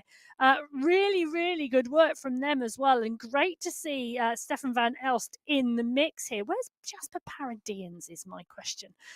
Because he was riding strongly as well. He's at a second place this month. I think he's in the second group on the road, but don't quote me on that. Whilst you hunt for him, I'm going to go just take a look into Category 2 as they make their way up onto the climb. David Nicko on his way. At the moment, you can just see staying focused as they go underneath the polka dot banner.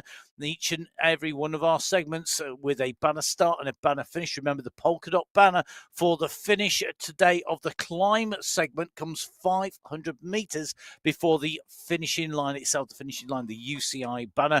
Of course, MyWhoosh, the partner of the UCI for 2024, 25 and 26 so far.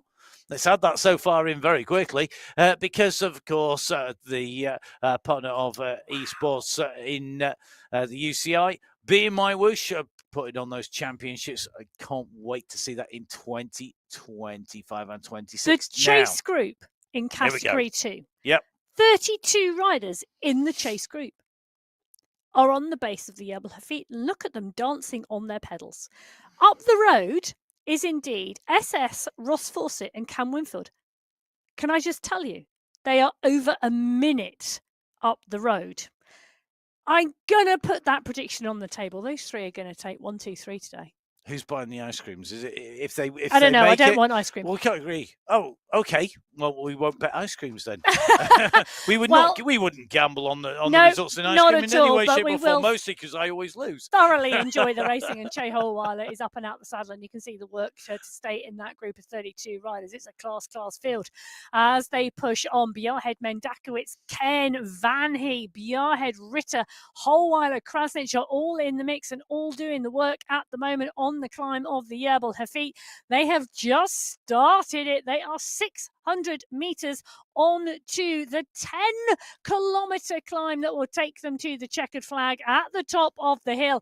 Holweiler staying on to the back of the group and doing the work, just squeezing in back into the group as the push comes on the front. And one rider starting to stretch away right at the very front of this group. What can they do? Can they break this up? Now we're seeing in the Havo, Kitera, Galuska all chasing. It's Nitko, I think, who's got the gap. It is. So Nitko currently from Galuska and Betty. It's only a couple of seconds, but it's putting riders in danger behind. Meanwhile, the leading group in Category 1, they go underneath the banner. They are on the climb. They hit that banner at 48.5 minutes time of racing covered. And at the moment, this leading group They're clear. They're on to the climb. But if anybody goes too hard and blows, the second group, the chasing group, are not all that far behind. The chasing group go underneath the banner now as the leaders. They're only a few hundred meters up the road, so you cannot afford to blow. You need to be in contention. And at the moment, that looks like 9 riders to me. Would you agree? I had 10 a minute ago, but Oh. I can take a look. Okay, it could be 10. No, I'll take 10. I'll take 10. It's very what I think is really interesting is the dominance of the two squads. If you've got 8 riders from 2 squads, you've got 2 riders from Abus Esports. That's your 10 in theory, as long as nobody's dropped off the back. But that's 3 teams represented there. But the prizes go down to 5 teams at the moment. That will turn in the January finals to 7 teams. So it's going to be really good to see these riders fighting it out for prizes. Category 1, left-hand side of the screen. Category 4, the leaders on the road. Well, can I just mention... Right-hand side. I know, on the right-hand side, but I'm just going to mention the chase group in Category 1 are only 18 seconds back. It's not a huge gap, and that group really starting to push and move on as well now, being headed by Mikhail Plantero, but Vink, Osborne, Vujasin, Van Els, Tugels, Kaminski, Nelson. It's still a huge group, and they are starting to motor their way up the mountain. Cadiz and Morgan on the right-hand side of your screen in the Category 4 race are coming up to the 40-kilometre marker of this race. They're going to have just over 5 kilometres to go. Cadiz, Morgan, they have 42 seconds on the chase group of 3. And the chasing group behind are all Category 4 riders. The leaders in Category 3 at the moment, not in sight on the radar screens. They are currently sitting a kilometre behind our leaders and uphill on the Yabelha feet. It takes a long time to cover 1K. It's a huge group in Category 3. It's a smaller group of leaders in Category 2 because we saw that breakaway of Forza SS and Winfield go clear. They're still staying clear. We've yet to see the time get back as in Category 1, damage being done. Van Elst and Turek, I think it's going to be out of the group. They've been dropped here. So 2 riders down, 1 from Abus Esports in Van Elst and 1 from AlphaJaw in Turek. They have been distanced. The pressure coming on in Category 1. Again, it's Michael Vink leading, but Osborne onto his heels. Then Safrazadi and Knudsen. Knudsen coming back into form. That's boss moves only. Well, I said who's going to be the boss. All 4 of them are bossing it at the moment because Osborne, Vink, Knudsen and Safrazadi were all 4 riders at the front of the field. Kaminski now mixing it up, and so is Vujasin. Tugels is the rider in there as well. In fact, they're just going past Nathan Guerra from the Category 2 race. Ollie Jones pushing on as well, just squeezing on to the back of the group. This is such a class field. Ollie Jones needs to just get in there. He just needs to tap on those pedals and push. He needs to squeeze. But the race is now really starting to hot up. Van Elst and Turek now at 8 seconds. Dum, dum, dum, dum, dum, dum, dum, dum, dum. It is breaking. It is fracturing the racing here on the Yabelha feet. Brutal as ever. And it's Osborne on the front. Yeah, Osborne's just putting that attack on the front. He's just starting to squeeze. The response is coming. And this is going to make life difficult for Jones, but it does mean that Vujasin is getting closer to him because Vujasin has been distanced from that group. Vujasin chasing, then Jones. They need to make contact. Do not lose this group at this stage. The only big advantage for them that they have is that the rest of the riders that they are chasing could blow, but it's Jones at the moment in trouble, starting to be distanced. Another rider from the AlphaJaw squad. His teammate is in front in Vujasin, and Vujasin, I think, has got Kaminski as well. So it looks to me like Vujasin and Kaminski in a little bit of trouble, a little bit further back. Van Elst is chasing. He's only 11 seconds behind Jones here. So Stefan Van Elst could close this gap back down again if he sits at a pace and keeps on pushing. But behind him, Daniel Turek's at 3 seconds. It's super, super close. We're at 36.5K. And hate to say this for our riders, we've got to go all the way to 45 kilometers. We've got 460 meters under the wheels. That means we've got almost exactly 600 meters to go for the riders left. in vertical ascent. That's over half a kilometre straight up. Well, whilst they ponder that, Jason Osborne is pondering how fast he can go off the front. Vink, Tugels and Safra Zadie with Knudsen of the riders leading the charge at 3 seconds. But Jason Osborne just stretching the legs. I mean, I'm really interested to see what Leonard Tugels can do here because Michael Vink is the rider coming across to Osborne. I think these two think they can ride away with this. Tugels really coming into the Sunday Race Club and setting his mark this month. It's been fabulous to see him do that. The ABC Sports rider really setting some great pace here. He's tapping along with Safra Zadie and Knudsen. They've just gone past Jakob Bjorklund. Yasin is there as well, but it is now Osborne and Vink in category 1 at the front of the race on the Jebel Hafit. They've been out warm weather training together, and I can tell you something, they're used to climbing mountains side by side. Well, they're doing a good job at the moment at the front of category 1 on the left-hand side of your screen, right-hand side of your screen. The leaders in category 2, SS, Cam Winfield, at the moment going clear. They've got company Ross in Fawcett. the shape of Ross Fawcett. However, the gap back is still there. It's still sitting. Come on. 33 seconds, and it's Ivan Yuki with Giselle Betty, both of which are absolutely class riders at the moment, are being held off by this trio. We talked about Three Musketeers and D'Artagnan. These three are the true Three Musketeers. They are swashbuckling their way up the slopes in fine style, and at the moment, they've got the gap. Can they keep on pushing? SS on the front, tapping out that rhythm. Fawcett there, Winfield there. These three riders, what a ride. Can they stay clear? They have got 7K to go. Well, it's interesting, isn't it? Because Ivan Nuki is the teammate of Cam Winfield. So Cam Winfield down the road in the top 3, Nuki in that chase group, just watching what's going on. Ross Fawcett, the teammate of Olivier Simmons and Phil Graves in that chase group as well. And, so we're watching these teams play these tactics out as well, not just in category 1, but in every single category, those teams executing their plans. So Osborne out of the saddle, tapping on those pedals, continues to push. He's got Vink on his heels. It's going to be interesting to see how this plays out. Jason Osborne holds the course record on this climb, 24 minutes 23. Michael Vink holds what is the 6th fastest time, 25 minutes dead, 25 minutes and 0.730 of a second. But essentially, that is a big gap between these two riders. If it comes down to a sprint between them, in theory, Osborne should be the fastest. But Vink at the moment doing the right thing, sitting in the wheels, trying to get as much draft on the fast sections. Real battle all the way through. Category 4, 2 riders clear.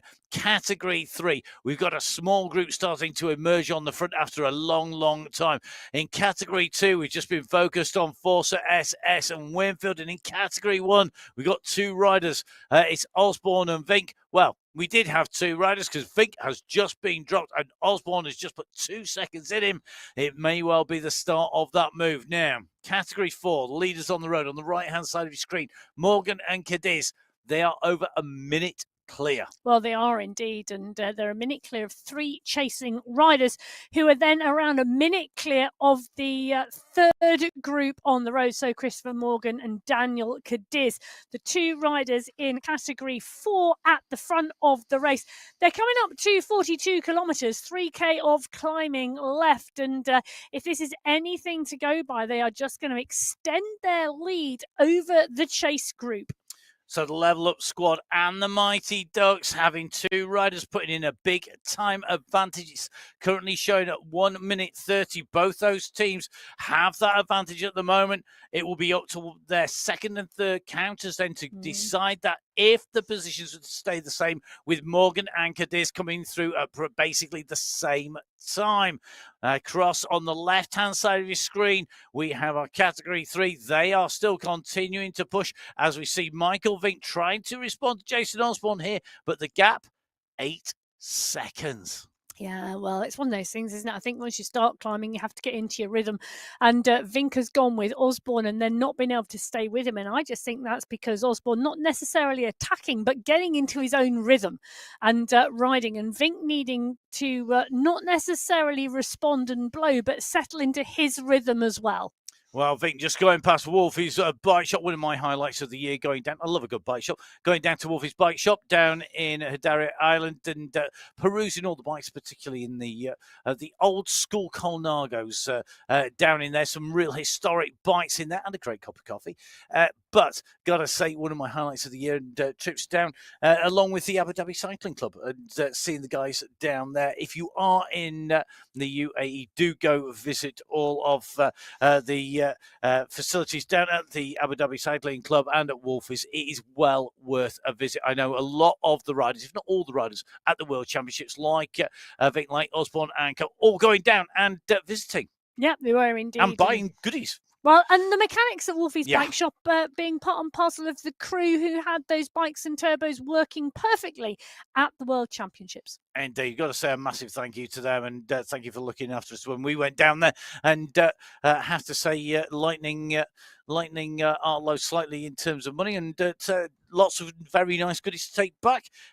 It was a real pleasure to see them down there. So thank you very much, everybody who made us so welcome from the Cycling Club and Wolfies. Now, Michael Vink, Jason Osborne, you're leading two riders on the road at the moment. Osborne leading, Vink in second place. They're starting to cut their way through the category 2 riders, the category 3 and 4 they've been working through as well. They have a long way to go to our leaders. Will Osborne make it, Emma? Do you think he's got the pace at the moment? He's at 40k in, but there's a big gap. Those two leaders in category 4 are flying. Yeah, I think category 4 leaders, they had less than 2k to go when we saw them. Osborne's coming up for 5k. I think we're going to see our category 4 riders come in clear and at the head of the race today. Some fabulous racing from them. As we're seeing some fabulous racing right the way through all of our race categories, Jason Osborne's going past Nico, Bendetti, Kay and Trojanowski. This is the chase group in the category 2 race. These are absolutely flying, and they can't stay with Osborne because it's going to be an interesting move, though, because I might be eating my words because Cam Winfield has been caught. Cam Winfield, part and parcel of the group up the road. Nuki, Graves, Trojanowski and Kayan. Well, Nuki, Betty and Graves have all gone past Cam Winfield. The question is Ross Fawcett and SS still up the road? The answer is yes, they are. They're on the right-hand side of your screen. They've got around 250 metres, I reckon, on that chase group. Osborne coming onto the back of the chase group of Winfield, Kane, Trojanowski and Graves. This is the group that have just split up. It's looking like Betty, Graves and Nuki have gone clear on the front of the group. Yes, they have. They're about to go around the corner ahead. So this category 2 race absolutely decimated on the mountainside of the Jebel Hafid. 32 riders went into the base of the climb as the chase group in category 2. They were chasing 3 leaders, SS, Winfield and Fawcett. SS and Fawcett are still clear. Betty, Nuki and Graves are now leading the charge to chase, but Osborne has just gone on to their back wheels. They need to be careful now. There's the question of, Osborne could give us a tow, but no. And Jason Osborne just going to come up. I'm not sure he's going to catch them at the right time. He's just going up past Jeff Rooney. Definitely one of the highlights of the year, seeing Jeff set the very first Everest on MyWhoosh. Doing a great job, Jeff. And he watches Osborne come up. Now, they are staying with him a little bit. It's just dropped gradient slightly, but it kicks again. And this is where the power of Jason Osborne is going to come into his own. At the moment, it looks like Phil Graves is a rider just with a little bit of a gap opening here. And it looks like he's going to be at a disadvantage. Nuki and Betty, they're holding on to the pockets of Jason Osborne on the way up here. Next rider goes. It's Betty. Betty is just a snap, and Nuki is going. How long will he hold? This is giving him a gap. Will he get the toe up to the leaders on the front? Surely he can't hold on to Osborne. Osborne widening. Yuki sits down. Oh, it's going out. Now the gap opens. Well, and Ivan Yuki doing a sterling job, but there's still nearly 5 kilometres of climbing to go. You just cannot burn every match in the box. You can't do it because you've got to get to the finish as strongly as possible. Yuki is chasing, but Yuki is chasing Fawcett and SS. They're over 100 metres up the road. You know, this is going to be really tight. Further up the climb at 42.5 kilometres, the head of the Category 3 race. There are 5 riders still in contention. Ridley, Goodall, Van Vellegem, Karlstrom and Kalman. Wow, that is a name call. Right at the head of the race, Morgan and Cadiz are still locked in battle with 1,500 metres to go. So Morgan versus Cadiz. They've got the gap of a minute and a half. Morgan at the moment on the front. Cadiz sits second wheel. They are being chased. I'll tell you something, Emma. That group you just read out in Category 3. What a race. And I wouldn't want to bet on any one of those because I can't predict who is going to go from them. We know Ridley's got a fantastic sprint. Goodall's got a history of taking good sprints. Abello has got great results. Karlstrom's got great results. Van Wellegem, we know, has got a great kick on him. Who is going to take it from them? That is the group in Category 3. They are closing down on the riders in front. Who would you go for, Emma? Well, just as an aside here, JD Abello is a Category 4 rider in the mix. He's currently lying 6th in the Category 4 race. The top 5 are 20 seconds up the road.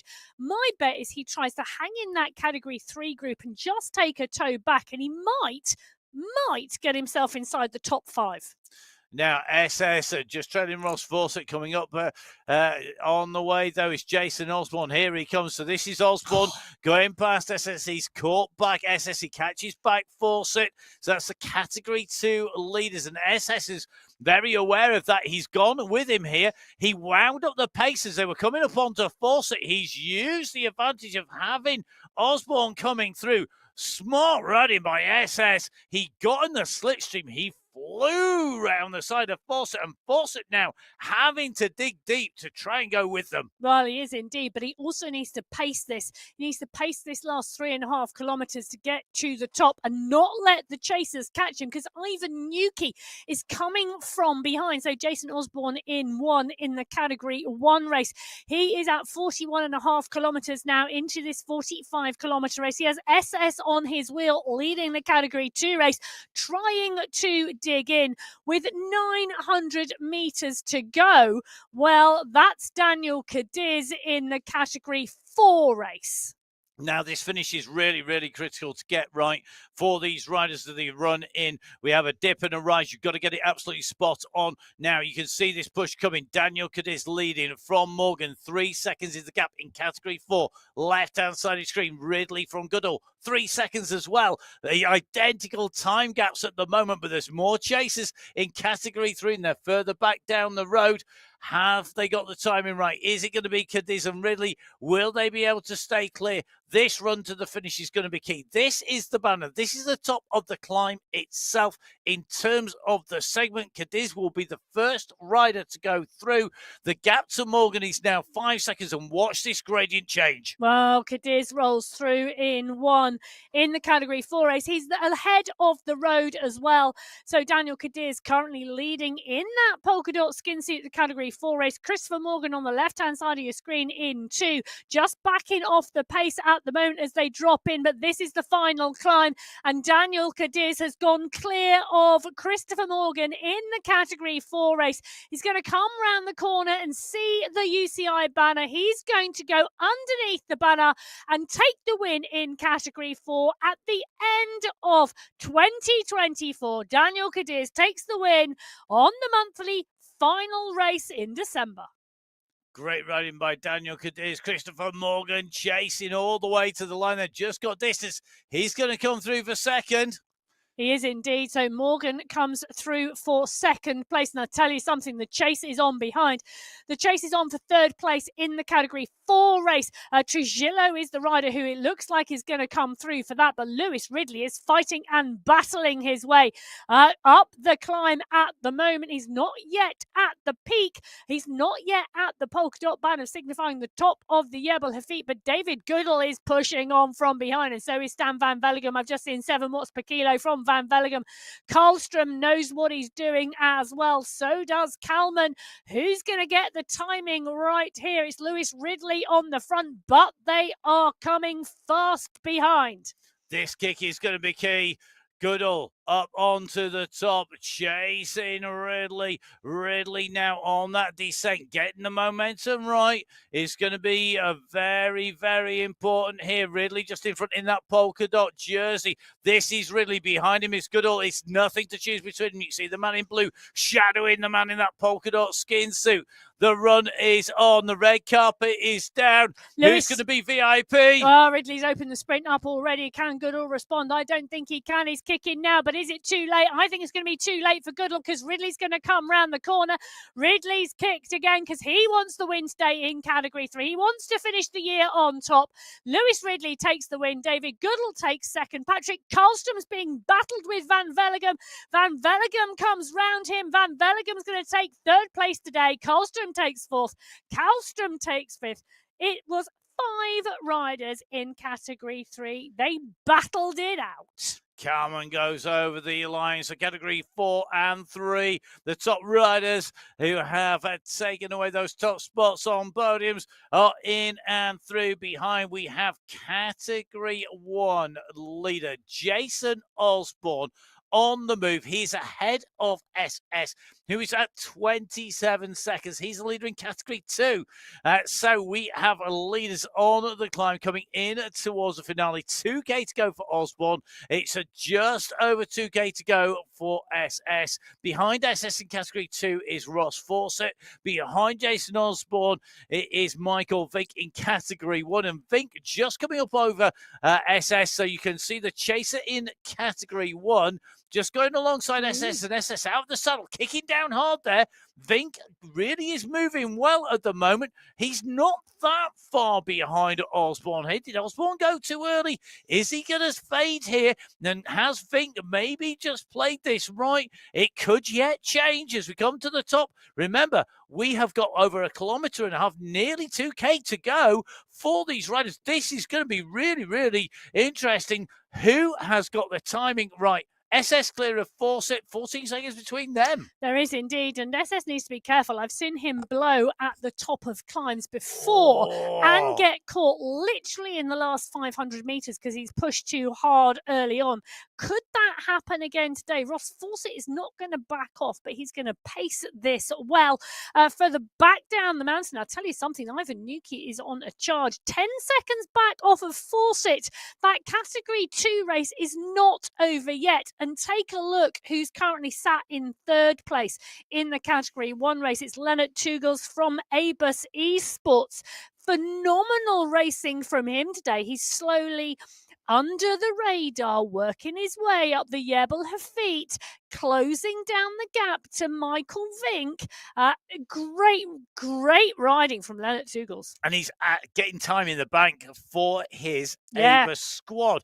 Does this mean that the Alpha Jaw Boss Moves Only prediction from Emma may be in danger here because of Tugel's great ride here, pushing himself back into contention? He's just gone past Ross Fawcett and Ivan Nuki, Josiah Betty, who are chasing SS in Category 2. In front of him, he has got SS the leader. You've got Vink in front, and you've got Osborne. Osborne at the moment leading Category 1. Just gone past Albin Bogren in Category 4 and Kevin Horsley, 2 of our regular riders on the MyWhoosh Sunday Race Club. But Osborne at the moment he's kind of kicked back again. He looked to be getting close down, but I think he's found his rhythm again. Well, I think he has found his rhythm, and the Category 1 and Category 2 races are about to come to the fore. And just very, very interesting, the gold grabbers in Category 3 have taken it from Take That by 44 seconds. Behind Take That, what's up next? And then I think it's the ZTBR Category 4-team competition. Emma, have you got that in front of you? I have indeed. That is going to be, she says, oh no, I can't scroll my screen. Inner Fight from the Salt Factory team. With Mighty Ducks and Level Up Racing behind. Well, I'll tell you something, talking about levelling up the racing, and Jason Osborne has levelled up the racing this month because he's currently in Category 1 and he's currently leading the charge here on the left-hand side of your screen. He's got 400 metres to go until the finish line. Michael Vink is coming up to the polka dot banner. He is around 400 metres behind, but Jason Osborne went clear. He's pushed on the climb and nobody has been able to stay with the world champion today. He is going to round out 2024 in style with a win on the December final of the Sunday Race Club. Jason Osborne, the world champion, takes the win today in Category 1. Fabulous riding. Great race by Osborne to take away the victory. The chase behind. Michael Vink never giving up. His teammates, the pair of them are going to be setting the foundation for what could be the winning team move. Osborne and Vink, part of that Boss Moves only squad. Vink hits the red carpet. It's time to stride his way up into second place. Oh, Vink comes round to see the UCI banner. He's going to take second place to his teammate Jason Osborne today on that Boss Moves only squad. Michael Vink, clear of third place, comes under the line for second today on the Sunday Race Club. And Leonard Tugels chasing behind in third place. Here comes Tugels. This is the run for third. What a ride by Tugels of the Abus Esports squad. Leonard Tugels hits the banner, hits the line. Third place. What a ride. Yeah, absolutely fabulous ride. And this is the win for Category 2.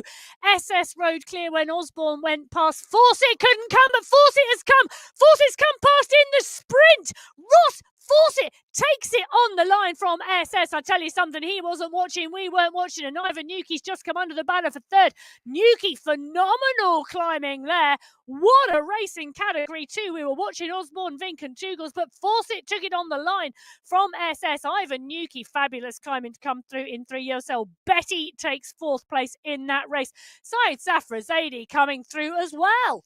And we've got Michael Knudsen making his way through into what is going to be a fourth place, fifth place, I think, for Safrazadi, who's on his way to light, followed by Ollie Jones here. They're coming through thick and fast. I tell you something, SS, I think, are giving absolutely everything to stay clear there. Fawcett, who just had something left to kick into the line. Amazing racing, as always, on the MyWhoosh Sunday Race Club in all of our race categories here today. Let's take a look, first of all, at the individual standings. Take it from the top, Emma. Whoa, well, Jason Osborne, Boss Moves only. The world champion takes top spot today in 1 hour, 13 minutes and 29 seconds. I think that might be the fastest time. A new PB on the Yebel feet. He takes it from his teammate Michael Vink, 42 seconds clear. Leonard Tugels from Abus Esports takes third place. Michael Knudsen, Boss Moves only in fourth. Syed Safrazadi, Boss Moves only in fifth. That's all four riders in the top 5 today. For the team competition, Ollie Jones of the Alpha Jaw squad comes through in 6th today. In Category 2, it is indeed Ross Fawcett who takes the win for the Hitmen from SS on the line. Ivan Nuki comes through for third. Yosel Betty for fourth. Marsan Troshanowski for fifth. For Category 3 is Lewis Ridley, who took the win from David Goodall. Stan Van Vellegem, Patrick Karlstrom and Matthias Kalman in 5th. And in Category 4, Daniel Cadiz took the win from... Oh, she says my screen just changed at the same time. From